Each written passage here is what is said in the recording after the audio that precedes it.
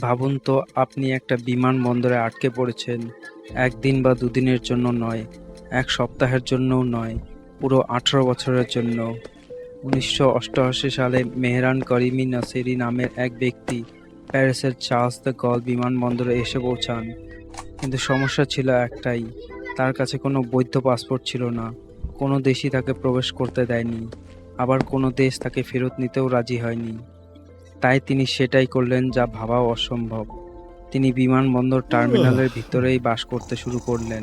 প্রতিদিন তিনি একটা বেঞ্চে ঘুমাতেন, বই পড়তেন, ডায়েরি লিখতেন, আর লাখ লাখ যাত্রীকে আসা যাওয়া করতে দেখতেন।